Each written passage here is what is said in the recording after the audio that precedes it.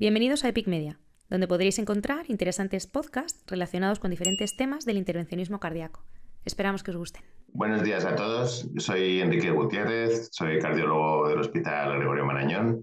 Bienvenidos a este podcast de Epic, en el que vamos a entrevistar a Mario Sadava, que nos va a hablar de un estudio muy interesante, que es el estudio Ready Epic 14, en el que se habla de un tema que está muy de actualidad, que es la precisión diagnóstica en fisiología coronaria y en concreto las diferencias entre FFR y medidas no hiperémicas. Buenos días, Mario, ¿qué tal estás?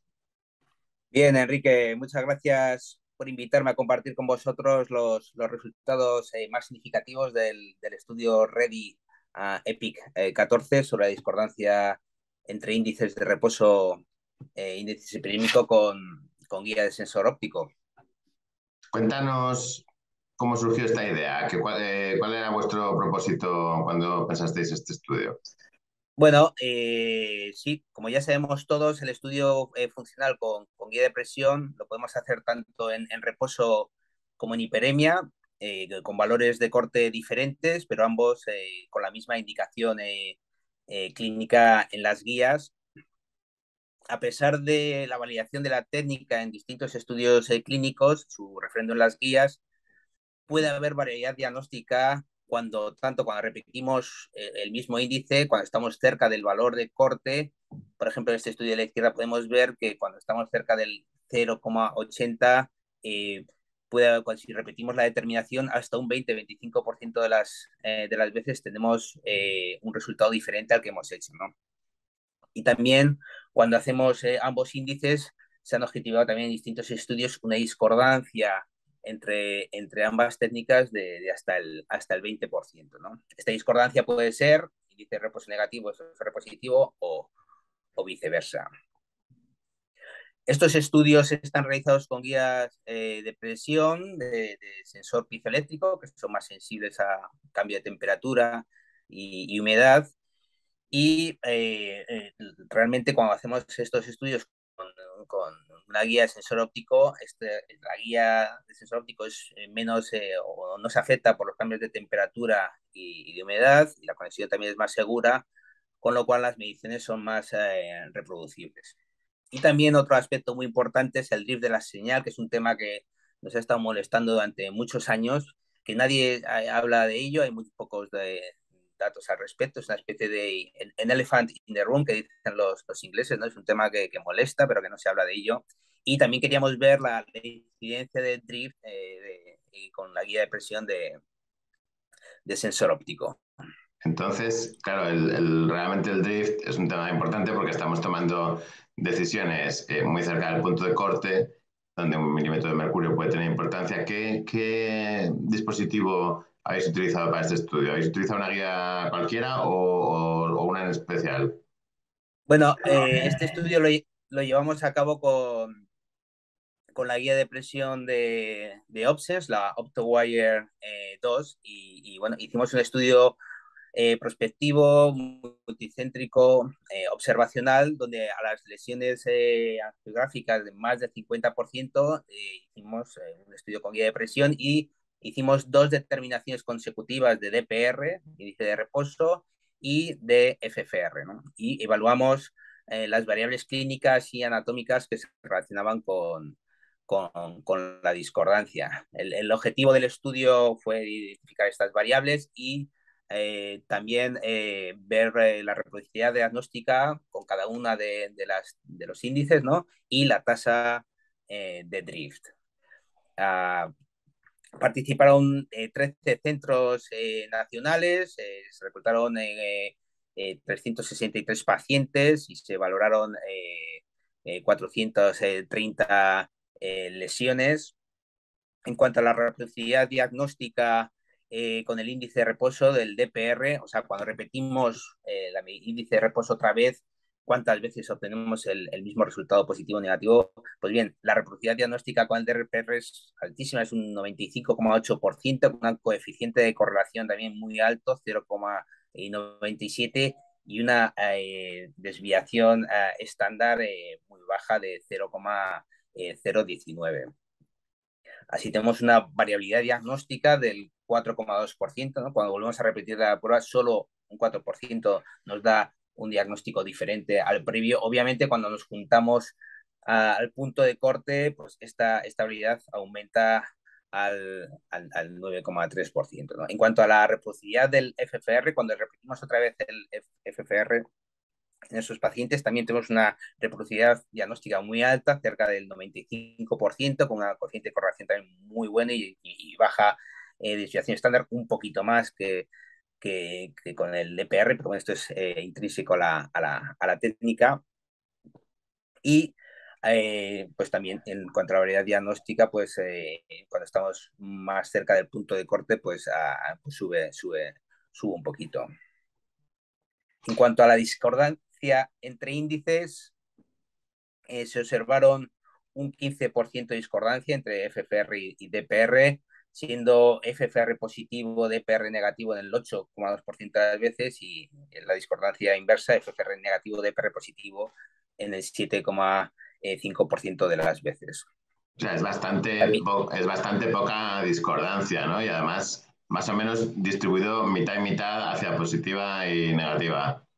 Sí, ambas discordancias son parecidas y la verdad es que la tasa es baja, pero obviamente también cuando nos acercamos al punto de corte, pues aumenta, ¿no? Con lo cual eso nos tiene que hacer de tener en cuenta que a la hora de tomar decisiones clínicas basadas en un número cercano al punto de corte, pues hay que ponerlo en el contexto del paciente, ¿no? Y aparte de encontrar una discordancia bastante baja, un 15% es más que aceptable, habéis podido identificar algunos factores relacionados con esto, ¿no? Sí, pues en cuanto a la discordancia FFR negativo, DPR positivo, aunque en el análisis univariado encontramos bastantes variables relacionadas, pero luego en el multivariado solo nos quedamos con el sexo, con el género femenino, como algo relacionado significativamente con esta discordancia, el tronco y la administración de adenosina intracoronaria a la hora de conseguir la hiperemia también casi salió significativa, ¿no? Con lo cual, bueno, esto os puede decir que da a entender que no teníamos una buena hiperemia utilizando la adenosina intracoronaria, ¿no? En cuanto a discordancia, FFR positivo, DPR negativo, solo las estenosis mayores al 60% se relacionaron de forma significativa con esta discordancia, quedando también los pacientes jóvenes o menores de 75 años cerca de la significación. Y por último, y no menos importante, la tasa de drift con la guía de presión de Obsens es realmente baja, solo un 5,7% de los casos tuvimos en drift. Hay muy pocos datos en la literatura sobre el drift, pero las guías de sensor piezoeléctrico, algunos pequeños estudios que hay, están en torno al 30%, con lo cual esto puede ser frustrante en muchas ocasiones cuando estás realizando una guía de presión que luego te retiras la catetería y tienes un drift significativo, tienes que volver a pasar la guía. Y bueno, obviamente si tienes menos tasa de drift, también te va a invitar a hacer más estudios con guía de presión porque no vas a tener que volver a tener que pasar la guía, ¿no? Para concluir, las mediciones de FFR, DPR con guía de presión de sensor óptico tienen un alto grado de correlación con una excelente reproducibilidad diagnóstica. La guía de presión presenta una tasa de drift muy baja con respecto a las guías de presión de sensor piezoeléctrico, lo cual debiera favorecer su uso en las salas de hemodinámica. Nosotros encontramos una discordancia baja, también similar a estudios previos. Obviamente también la discordancia depende de cuánto cerca estés del punto de corte, ¿no? Si tienes muchos pacientes cerca del punto de corte, pues más tasa de discordancia vas a tener.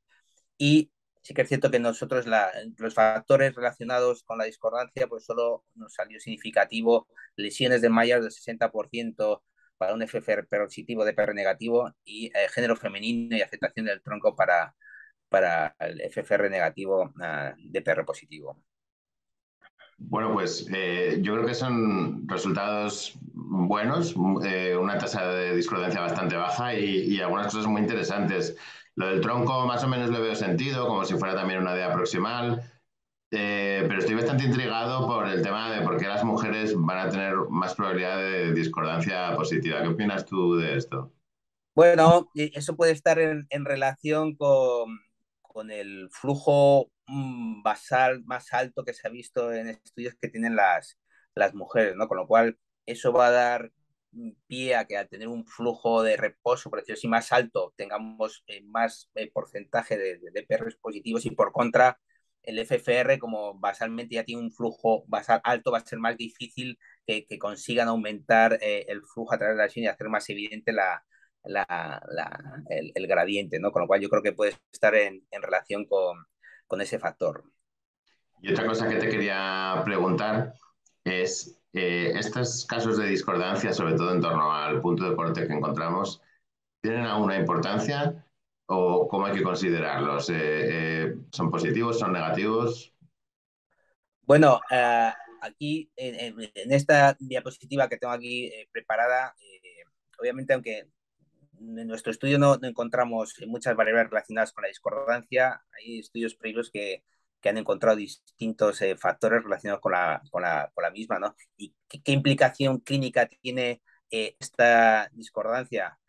Pues como vemos en la gráfica del medio, este estudio publicado hace ya 5 años, en los pacientes que son concordantes positivos, que ambos índices son positivos, la tasa de eventos en el seguimiento, en este caso son 800 días largo, pues ahí la tasa de eventos está en torno al 11%, pero por contra, cuando tenemos discordancia de un tipo o de otro, o los índices son negativos, la tasa de eventos en el seguimiento es realmente baja, ¿no? Con lo cual, cuando nos encontramos con una discordancia, pues hay que poner en contexto clínico y anatómico estos resultados, ¿no? Hay que ver porque igual si dilatamos una lesión que es discordante, pues incluso es posible que al paciente no le estemos resolviendo sus síntomas porque estén relacionados con otra cosa y también hay que poner el contexto anatómico, ¿no? Bueno, pues tiene un índice de reposo hiperémico discordante o cerca del punto de corte que pues también si es una lesión focal, pues bueno, igual te decir, bueno, pues no va a poner muchos stents, va a ser una angioplastia de bajo riesgo, pero claro, si tienes que normalizar ese FFR o ese DPR poniendo 50 o 60 milímetros de stents, pues bueno, igual eso pues es mejor mantenerlo al paciente con tratamiento médico, ¿eh? Y también pues, se pueden explorar cuando tienes discordancia otras posibilidades como puede ser la función endoteliar o microvascular, ¿no? Ujú. Muy bien, pues supongo que vosotros haréis seguimiento a largo plazo y que algún día lo veremos publicado esto y sabremos en vuestro estudio qué implicaciones pronósticas tiene. Pues sí, Pues intentaremos. solo me queda felicitarte, es un estudio muy bonito, con muchos pacientes y donde vamos a sacar datos muy interesantes y yo creo que estamos todos esperando ver las publicaciones que tienen que llegar pronto. Así que lo dicho, felicidades y un abrazo. Muy bien, muchas gracias, Enrique. Hasta luego. Muchas gracias. Os esperamos en el próximo podcast en Epic Media.